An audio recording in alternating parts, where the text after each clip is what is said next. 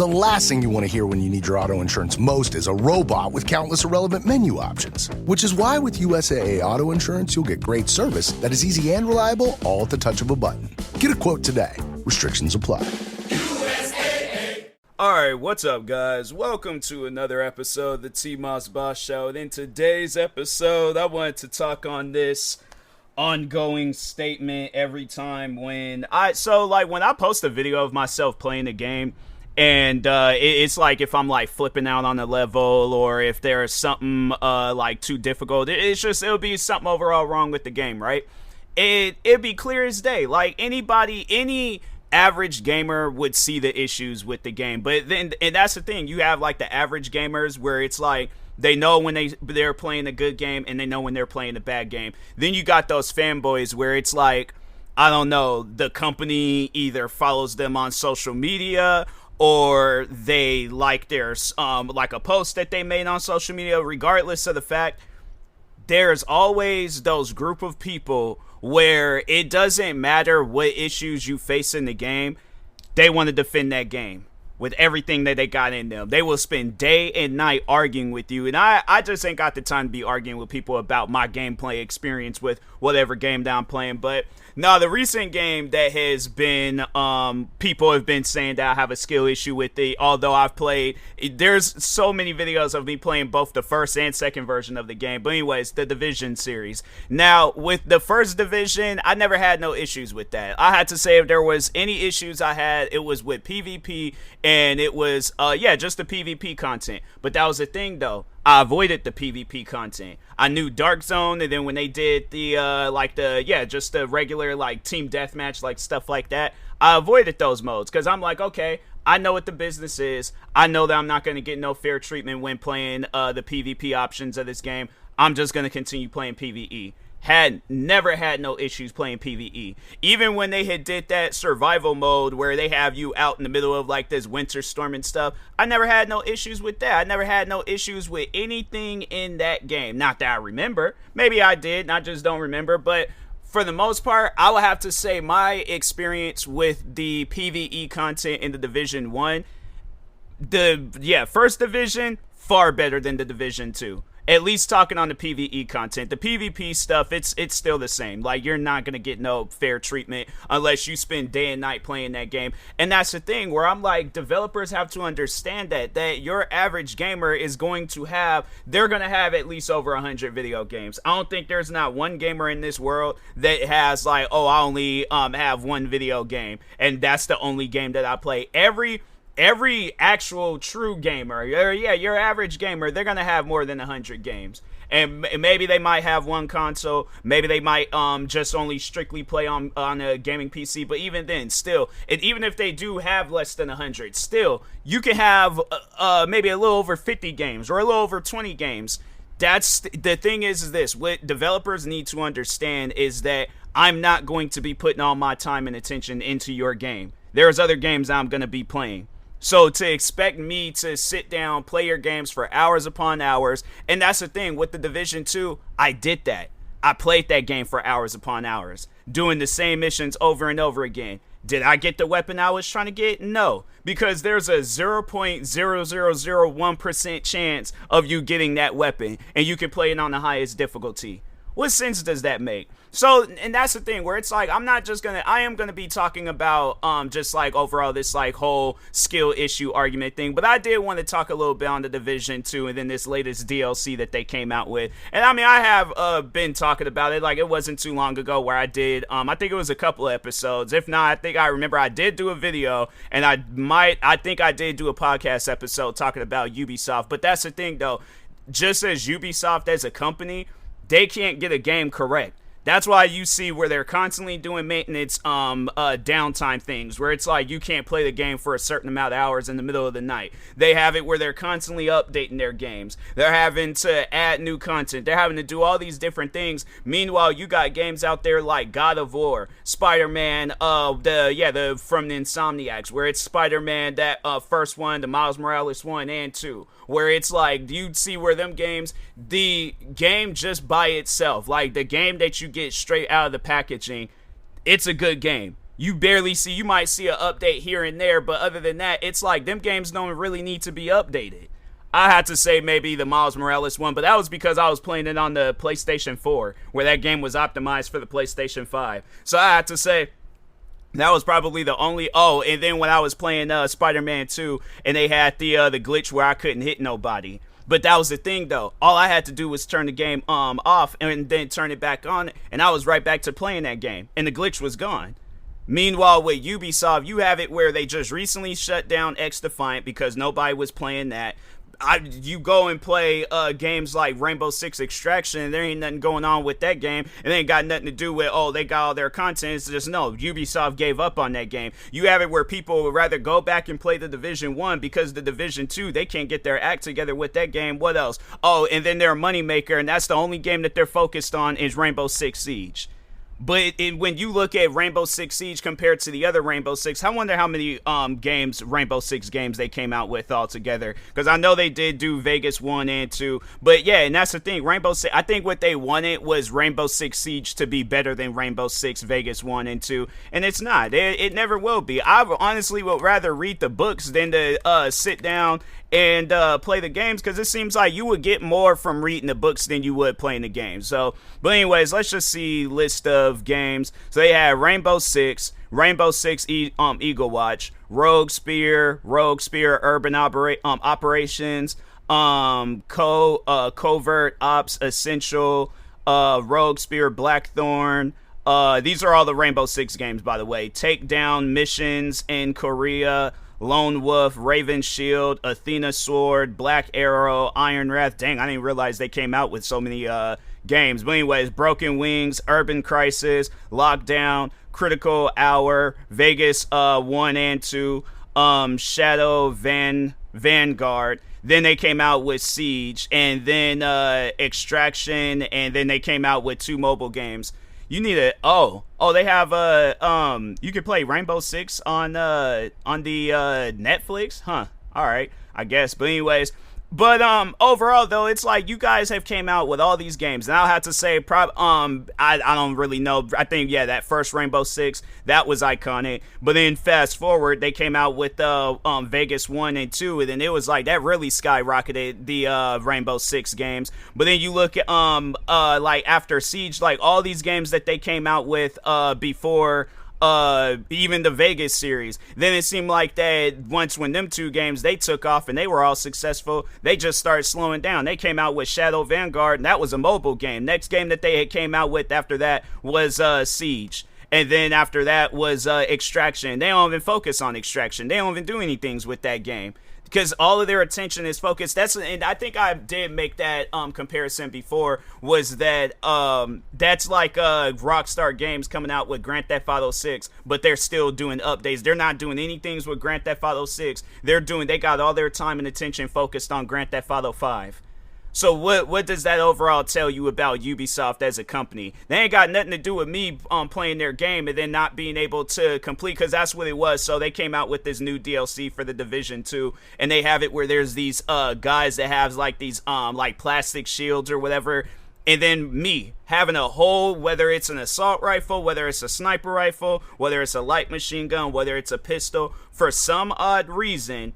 And the funny thing is that you can watch those videos of guys where they're like testing out weapons and stuff. Like, what was that one guy, FPS Russia? Man was out here shooting whole whatchamacallit, shotguns, assault rifles, all these different types of weapons, but he was testing them out on multiple surfaces. But that was one thing I don't ever recall him using or testing a weapon out on, is it looks like it could be like a riot shield. That's like what those guys are using. But anyways, my thing is this, to a gun expert, if there's like this, like some plastic shield that a person is holding, can your average, or maybe not even average, just overall a light machine gun or a 50 caliber sniper rifle, can it pierce through those, like, yeah, let's say it is like a riot shield? Because a riot shield, that's more so used for when them people be cutting up in like downtown areas and they just trying to push them back. Yeah, them things is designed to stop fists, rocks, What else? Just overall, a weapon that's not going to project out of another weapon. But when you're using a weapon that's going to project out of another weapon, you need something a little bit more powerful. You need something that's going to,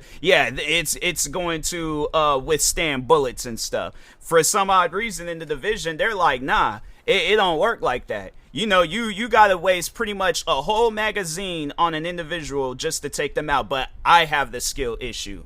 Meanwhile, here it's a whole company that's making military games, and they're not using no military logic, but I'm the one that's having the skill issue. That's the thing that always trips me out when they say that, because it could be any game that you play a lot of. It could be a racing game. The funny thing is, and I think I am going to put that to the test one day. I'm just going to post a random video of a game and that's the thing, whether it's The Division, whether it's Forza, any game that I have a bunch of Destiny, any game that I have a bunch of content on, you post that one video of yourself flipping out on the game, and all of a sudden you have a skill issue. And it's like, no, it ain't Ubisoft. It's always the gamer. It's the one that spends day and night playing your guys' game. And I have the skill issue, not the developers for some odd reason. And that's the thing where it's like, I gotta ask those people, why is it that you never point fingers at Ubisoft, or just, it ain't even gotta be Ubisoft. It could be any company out there. Why do you always point fingers at the gamer that's giving you their true, authentic experience? Meanwhile, you got people out there where they'll play the game and they'll be all like, oh, this is the greatest game of all time, game of the year. Oh, this is the game of the century. This is game. But that's the thing, though. That's just that individual's, and who knows? At the end of the day, maybe it is their true, legitimate opinion. Maybe it's not. But I find that very, very strange, where it'll be these games where for some odd reason there's like that fan that refuses to believe that the game isn't it's just overall not good. And I'm like, there's things that's not accurate with it. You know, like I just even remember with Elden Ring, people were trying to say that I have a skill issue with that game. But my thing is this, right? Realistically speaking, the funny thing is that would you guys sit down and watch a movie where the man, he keeps dying 1,000 times, and then that's the end of the movie? He never kills the boss. He never kills the whatever they going based off of in Elden Ring. But it's just a movie of a man just dying 1,000 times and respawning. And this is just him dealing with the first boss. And he's doing it in all these different ways. That's the whole, we don't get to see the story until after they done did maybe 500 movies. Are we going to have enough of a lifetime to sit down and watch all of those movies? Yeah, maybe if it was a TV show, but I'm not trying to see 100 seasons of the man dying against the same boss. And then finally he gets to the second boss, and now I got to see another 100 seasons. You see the point that I'm trying to make? And the thing is this though, if I'm this man that's capable of all these powers, and they put me out in an environment where I'm supposed to be taking down all these bosses, I must be fit for the fight then. And then the funny thing is that you see where people, they create mods for games like Elden Ring. Like I remember seeing that where somebody had created a mod where you can have like an easy mode in the game. Why do you think people created mods like that? And my thing is this, before you even jump up and want to say some stuff talking about it's a skill issue, why didn't the developers add that? You see it in all these different video games that come out, whether they have something that's like level based or difficulty based. Level based is something like The Division, Destiny, where if you're a level 1, they have you going up against a level 1 enemy. Why didn't Elden Ring do that? Why didn't they not go based off of some stuff like that? If not that, then let's just go with the OG format of how they you go about doing difficulty in video games. Easy, medium, hard, and very hard, or very easy, whatever they want to stop it or begin it with. Why they not do that? Why is it left up to some random person to do mods for your guys' video game when you should be the one adding that type of stuff? And that's the thing where it's like, if you sit down, you ask your average gamer, you ask that one that doesn't sit down and spend hours on it and playing Elden Ring, would you like to play this game for the whole year and then you finally get to the point? And I mean, yeah, there's going to be some people out there that likes to, drag games out and all that stuff. Again, though, that's why there's so many different video games that exist. Yeah, you're going to have like that gamer where it's like they just only play racing games. They just only play shooting games or RPG type games or MMOs, whatever. But that's the beauty of video game genres, is that there is going to be more than 100 games in each of those genres. So it's like, so if a person beats Forza, they can, if they play all the stuff in Forza Motorsports, they can play all this. Then next one that they can play is Forza Horizon. And then if they want to play a game outside of Forza Horizon, you got the Need for Speed games. If they don't want to play the Need for Speed games, you got Test Drive Unlimited Solar Crown. If they don't want to play that, then they can hop onto a PlayStation, play Gran Turismo. They can go on PC and play Assetto Corsa. You see the point that I'm trying to make? There's multiple video games out there that exist. So obviously I ain't gonna be able to sit down. And my thing is this: if I were to sit down and take the time throughout the day of trying to just get through the first boss, or just even get to a point where I'm like making some sort of progression through Elden Ring, that's gonna take me a long period of time. Versus, and that's how I like doing it, where it's like if I'm streaming, I like to, there might be a game if I'm like, if it's a little, if the progression is a little bit faster. That's what I like about when playing a video game. Like, for an example, the latest game that I just started recently playing is Dune Awakening. Now, they do have it where there's some, you have to overall be strategic. There has to, there overall has to be a strategy when playing that game. You can't just go into that game just thinking, I could just do whatever. I mean, overall you can, but it's best to follow through with the mission. So at least then, you don't get put out in no situation where you put yourself in that situation and stuff. That's where I feel like where, overall where a skill issue will come in play, where it's if a video game that I've never played before. But games like Dune Awakening, I have played games like that before. But overall, let's just talk on that real quick. Let's just talk on a game that I've never played before. What do you usually do? Like, let's see, brand spanking new, never played that genre, never played. That's the thing, though. There are games where they know that there's gonna be people new to playing their game. They're all like, okay, we know that we're making a big game here, so let's do something to where it's a little bit more of a tutorial, well, not tutorial based game, but overall though, they do have it set up where it's like, okay, we know that there's gonna be people playing this game for the first time. It might be the best idea not to make it this over the top challenging video game. What's wrong with that?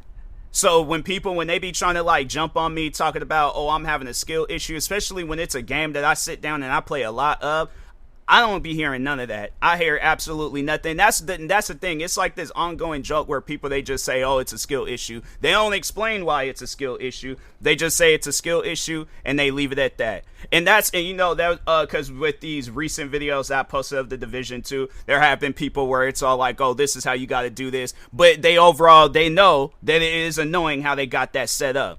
So that's why I'm like, those are the people that I'm going to listen to. The one that's actually saying something smart. The one that's not having no skill issue with their brain. And it's like they're talking to you as if it's like, okay, I can have a normal conversation with this person. But you just got people out there where they want to like jump on that whole bandwagon of just saying, it's a skill issue. Don't explain nothing. Don't try to like showcase, and then they just first thing that they want to say. And that's why I'm like, I don't want to be listening to people like that. It's one of those things where I'm all like, I can tell that intellectually, you're not all that high up there and stuff, like something's going on upstairs. But and it just even talk to those types of people. It's like, you sit down and think about it like this. Would you go see a stand-up comedian that's just repeating the same jokes that you've already heard? So what's the point of jumping when they're having clear frustrations with a video game? What's the point of commenting underneath their video talking about you're having a skill issue?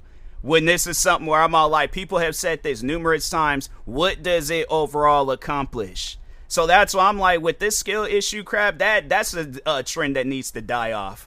I don't know who created that, but I'm like, don't listen to that person, because all they gonna have you do is sit down listening to a podcast episode of me talking about people like you. So that's why I'm like, to whoever created that trend, I'm like, they must be having, like I said, a skill issue intellectually and stuff. But I just don't be hearing that skill issue stuff, because I'm like, I've been playing video games ever since I was like 2 or 3 years old. Like, I been playing games on the Nintendo 64, PlayStation 2, 3, 4, 5, Xbox 360, 1 and Series X. What else? Honorable mentions, mobile games.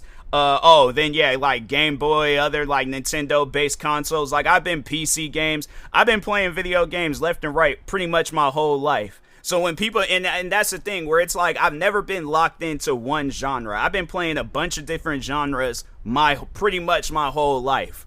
So when people be trying to tell me that stuff, talking about, you having a skill issue, but they never want to point fingers at the developers, and that's why you never see when these developers, it's like, it would have to be some made-up genre or hashtag where that'll be the only way that they'll be able to get, like, top-rated or good ratings if they have it. And that's the thing, too, where it's like with with some games out there, you don't be seeing that. Yeah, it might be this popular game, but you see where it be games like Call of Duty, you see where it be games like The Division or Destiny, where it be like at the real reviews, and it's sometimes negative. It be sometimes negative, but that, yeah, you see where games like that be having like 2 stars on Xbox, maybe even less than 2 stars, maybe like 3 stars max. But you never see it where it's these 5-star games where everybody be talking about them, everybody is playing them. Yeah, maybe Elden Ring, but I feel like Elden Ring, that's just one of those games you just play for, trending reasons. Like, oh, it's like if I do this or if I do that, beat this boss to do, then it's like, yeah, people are gonna be tripping off of it. But I'm like, I feel like if the people that promoted Elden Ring into the game that it is today, I feel like if it wasn't for those people, that game wouldn't have been as popular as it is.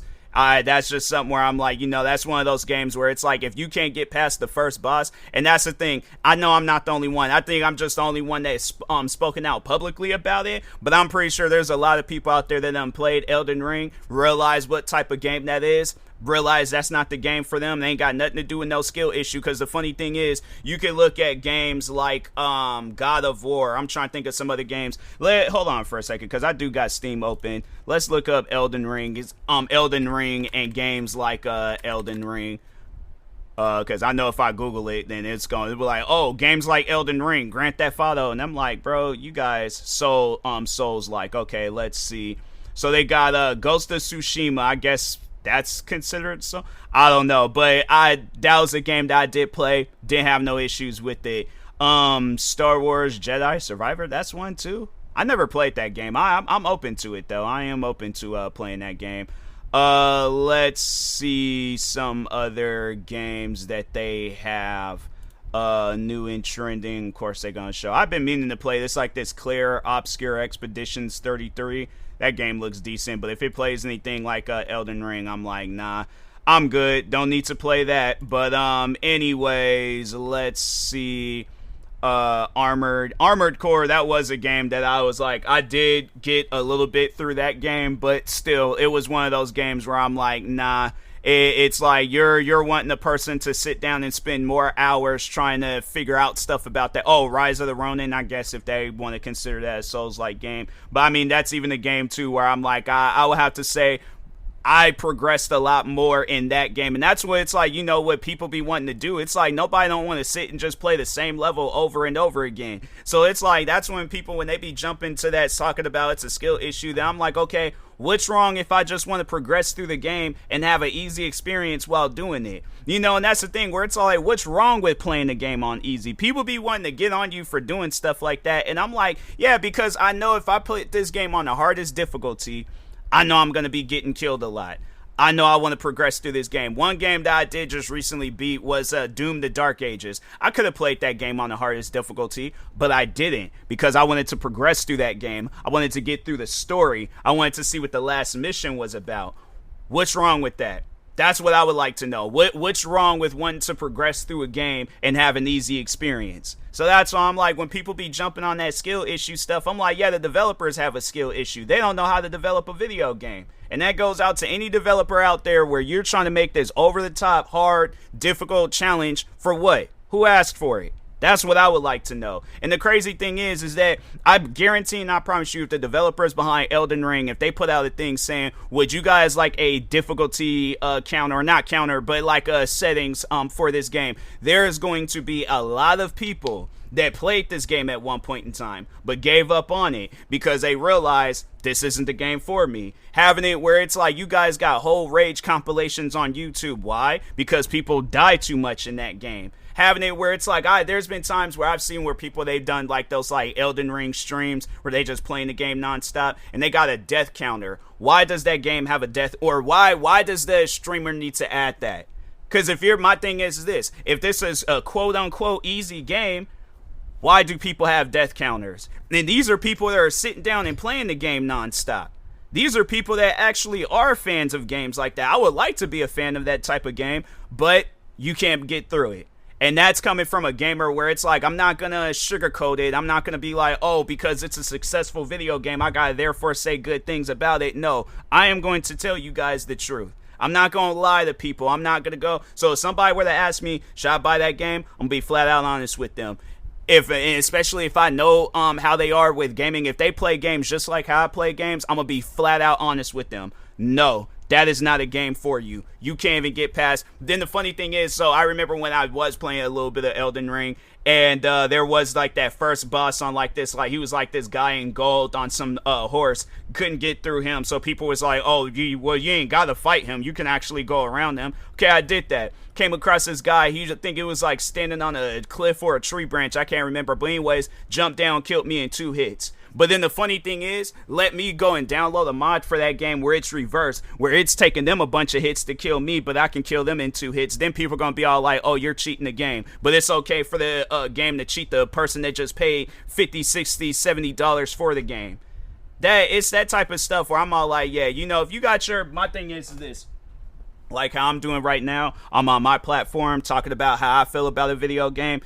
Don't come to my channels, because yeah, it's people, they've done that with games like X4 Foundation. People have been doing it recently with the Division 2. Now the game before that, it was EVE Online. I'm trying to think of some other games out there. Oh, I remember people were doing it with a little bit for the one game Test Drive Unlimited Solar Crown, and they were like, they wanted to do some old stuff where they didn't have no difficulty settings in that game, and then on top of that, they wanted to have it where the game was online only. People start speaking out against that, and you already know how I was going to do that game. I start speaking out against it too. Sure enough, them developers added that. So that's why I'm like, man, you know, it's like, it just doesn't make any sense. It's like people that be spending all this time, or if it's like, if you work for a video game company, then it's like, fam, develop a video game. Don't develop like, oh, this is going to be good for a stream. This is going to be good for a YouTube video or a TikTok. No, make it seem like there is 2005 PlayStation, or maybe let's go back a few years, because I think that was the year when the Xbox 360s came out. But anyways, yeah, let's go to like 2003.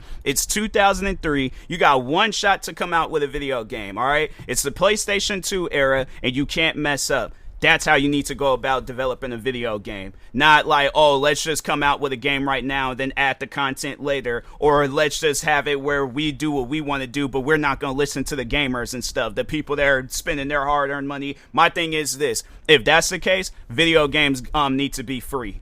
But if they ain't going to do that, if I'm paying $60 for a video game, I want to get the experience I paid for, not the experience that you guys are providing me. Because if that's, then like I said, then the game needs to be free. But that just doesn't even make any sense. You pay money for a game where you can't even beat it. Nah, I'm good. That's okay. I'll play something else. But anyways, with that being said, I will talk to y'all later. Thank you guys for watching and or listening. Stay tuned for the next episode. Like, subscribe, viewing this on YouTube. Follow, subscribe, viewing this on the podcast streaming service. And peace.